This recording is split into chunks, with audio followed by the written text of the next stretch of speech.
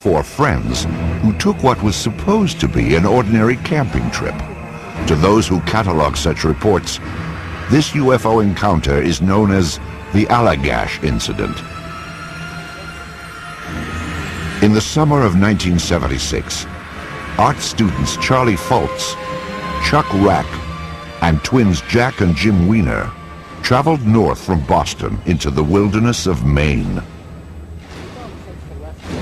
For nearly a week, the trip was everything they hoped it would be, a carefree escape from city life. On the fifth day, they camped near Smith Pond, an isolated, stump-filled swamp. It was a perfect spot for night fishing.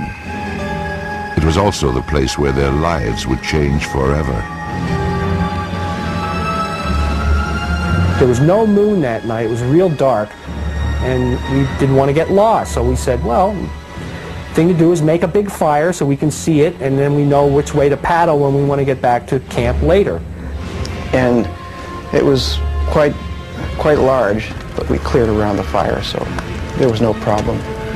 And these flames were leaping a good 3 or 4 feet up into the air. With their makeshift lighthouse aglow, the four men left their campsite behind. They paddled several hundred yards out into the pond, headed for a night of fishing they would never forget, and one they would later illustrate in their artwork. I remember being in the back of the canoe, paddling leisurely. The two twins were in the middle. Charlie was in the front. And I remember they were having a conversation, and I was focusing on the night and the lake and the water. And I began to feel observed. And then all of a sudden, Chuck Rack, who was at the back of the canoe, said, holy mackerel, what the is that? And I turned around and looked, and there was this huge, bright light that was coming out of the trees. It seemed like it was rising out of the trees. At first, we thought, well, it's got to be an airplane or something, right? So we watched it for a few seconds and realized that it wasn't an airplane because it wasn't making any sound at all. It was strange, very strange. It was a bright, luminous yellow-white, and changing from that color in a very fluid, liquid kind of a way. And we were very, very fascinated. I was in a state of extreme euphoria. I remember just feeling, wow, this is fantastic. It was just alive. And when it was nearest us, about 100 yards away, it paused. And when it paused, I said to the fellows, I said, I'm going to shine the flashlight and see what it does. The instant he flashed his flashlight, this thing sent this beam of light out to us. And we were in a 16-foot aluminum Grumman canoe, which in the pitch black of night lit up like a Roman candle. We must have looked like this object just waiting to be approached on this lake. And all I can tell you is what was going through my mind was just exhilarating expectation. Just, this is fantastic. This is something we can communicate with. It's tempting to communicate with us. I was completely shocked, and especially shocked that it reacted as quickly as it did, which told us there was some type of intelligence about it. And as soon as this light came out, this thing started moving, and so we thought, well, you know, this is real. This is really happening. This is not a figment of our imagination. I mean, we've got to deal with this situation now, because within a few seconds, this thing is going to be right on us. I wasn't even interested in this thing anymore, other than I didn't want to be as close to it as I was. I remember paddling as fast as I could, and Jack saying, it's getting closer, it's getting closer. And then it was gone. The next thing they remembered, they were back on shore.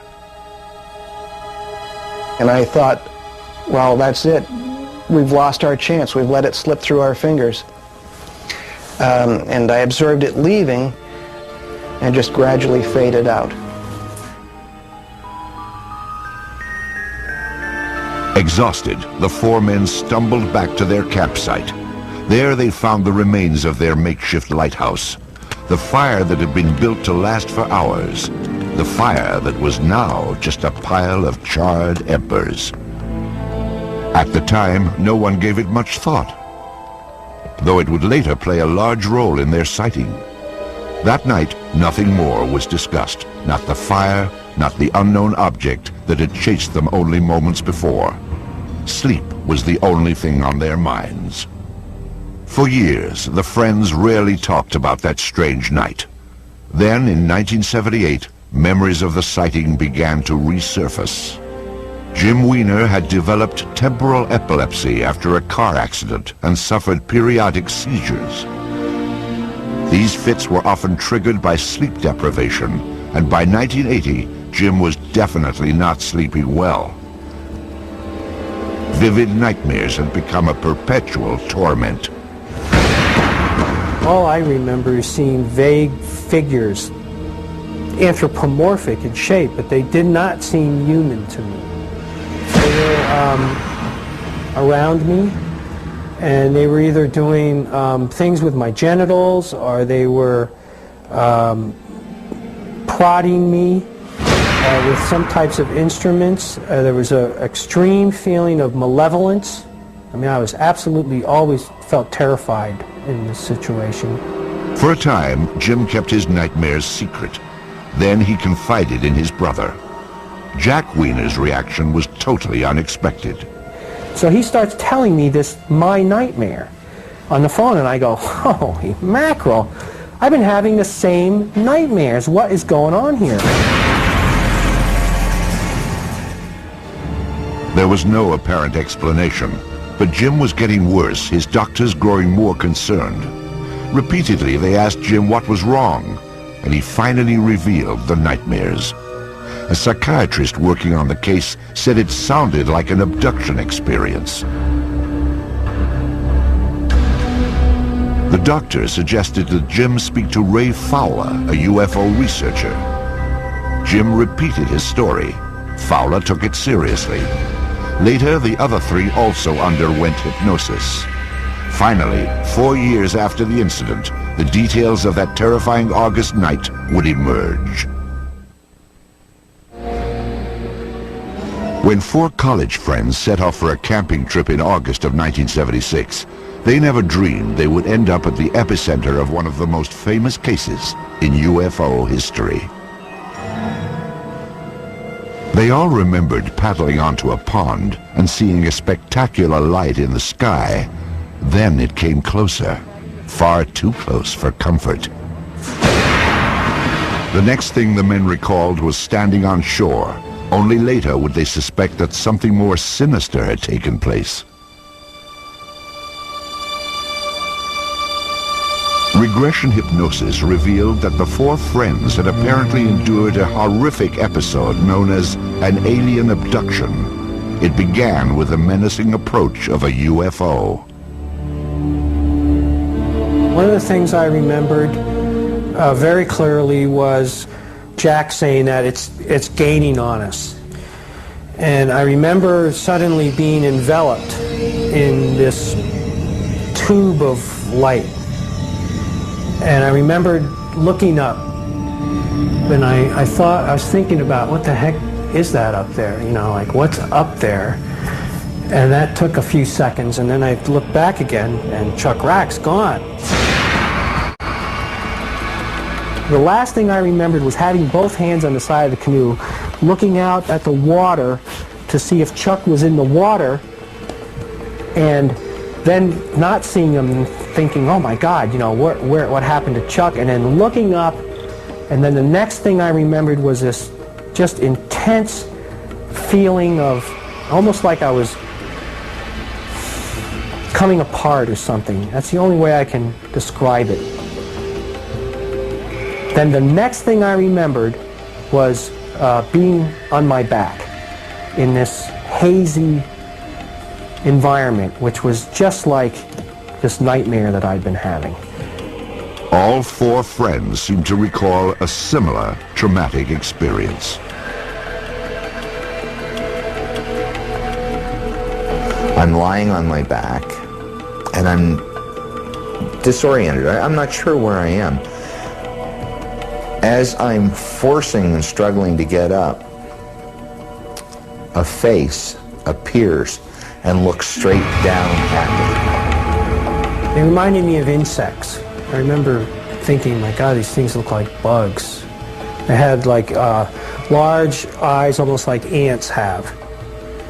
They could have been goggles for all I know, but and they had some kind of clothing on, like spandex. I became focused on this thing's hand and realizing that it was not a hand like ours at all. And this one had me by the wrist and he was holding my arm up and he had something else in his hand. But I didn't like the looks of it. And I remember thinking, oh boy, here we go. This is it. I got 5 seconds to live. They're going to cut me open. They're going to dissect me, whatever. I just want to get out of here. Get me out of here. It would take hours under hypnosis before the four men fully detailed the alien examinations. Later, they recalled the peculiar events that brought them back down to Earth. They moved us again into this other space, this room. Then this area in front of me started changing somehow. It was doing something. It was some type of machine or something. It was very strange. And the last thing I remembered thinking was, here we go, I don't know what's going to happen next, but something is happening. Under regressive hypnosis, I remember the aliens trying to put me in the canoe. There was one of them standing in the canoe over me, trying to adjust my position in the back of the canoe, and another one was sort of waist deep in the water right next to me. And then they tried to position Jim Wiener in front of me, but he's heavier, and they were having a hard time with him. And then the other two were beamed right on land, and then Jim got out to join them. As their recollections took shape, the four men learned why their roaring campfire had seemed to burn out so quickly. To those who investigate abduction cases, it's known as missing time. Perhaps as much as 3 hours had passed during the abduction, from the time the men first saw the UFO until the time they found themselves standing on the beach. Meanwhile, their fire had burned down to embers. Hypnosis had restored their recollections of the missing time with unsparing intensity. But now there was no hiding from the memories, no hiding from the trauma of what had apparently happened at Smith Pond.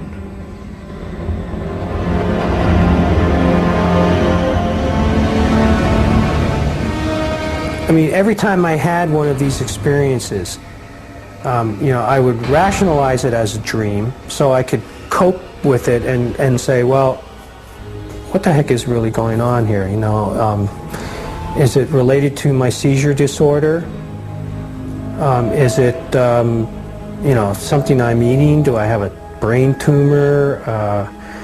Am I working too hard, or am I under a lot of stress? What the heck could possibly cause this kind of repetitive experience? The Alligash Four are not alone. Their story is remarkably similar to the accounts of thousands of other ordinary people who face the nightmarish certainty that they have been in the hands of aliens.